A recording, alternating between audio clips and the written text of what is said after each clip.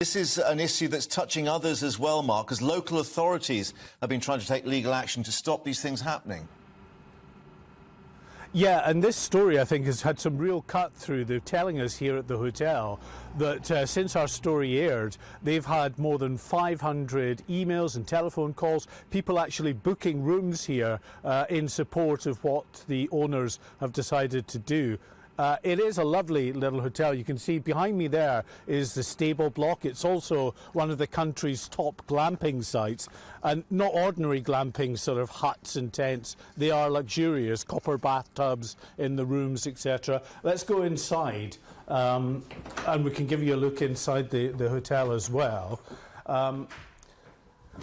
What was a real concern for the owners was the fact that 25 staff at the moment, 50 plus during peak season, would have to be made redundant because the services would be a very basic contract that they were being offered from the Home Office. I mean, look at this. It's just absolutely gorgeous and warm and toasty here. So, and up there, of course, the bar as well. That would have had to close down, guys, because clearly those extra services are not being paid for, even though it was a £1.1 million contract. They've just stopped serving breakfast now, but they do a roaring trade. This is an award-winning restaurant they have here. Chris Cooper is the manager here at the hotel. Chris, how unsuitable would this have been for asylum seekers?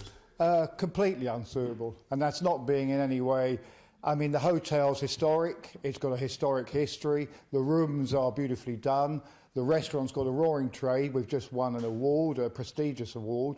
And it would have seen, you know, the majority, 95% of the staff, who are mainly local, laid off, including myself, and it's my home. Yeah, and I mean, I don't think that probably a lot of our audience on radio and television wouldn't realise that as part of the contract, it's a basic level contract, accommodation only. Totally. So all of the staff pretty much would have been made redundant. You'd have had a couple of housekeepers left on, maybe once a week who came in and just changed linen. That's it. Absolutely. Maybe somebody to just supervise what's going on.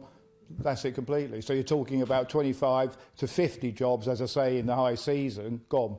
Well, as Jim, our cameraman, continues just to get some shots of this fabulous hotel for you, we can just continue chatting. But one of the things about the hotel, of course, is it is a very big asset to the local community. Yeah. 2,500 weddings and events you've had? Yeah, very tiring weddings, but we take a lot of pride in them. I mean, we have over 100 a year.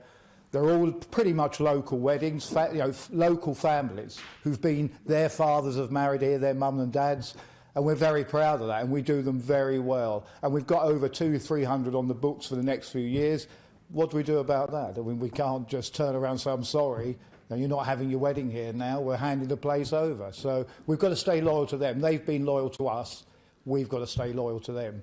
But £1.1 million for a year's work, I mean, a lot of people would be tempted by that. Many hotels have been tempted by that are probably on their uppers after COVID. Yeah.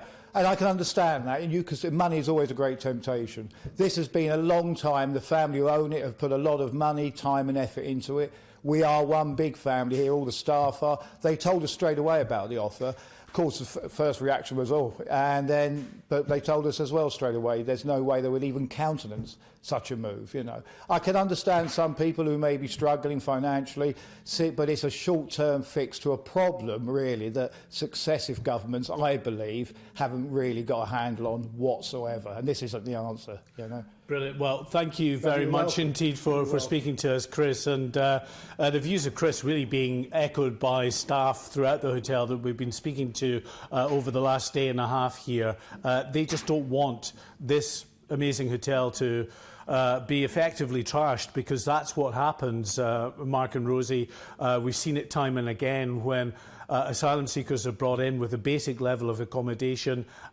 Rooms get turned over, they have to be completely redecorated afterwards, and you lose your customer base. Those customers that have been coming for a year, they can't go anywhere, so they drift off. You might get money in the short term, but it doesn't last very long if then after that your business model's been destroyed.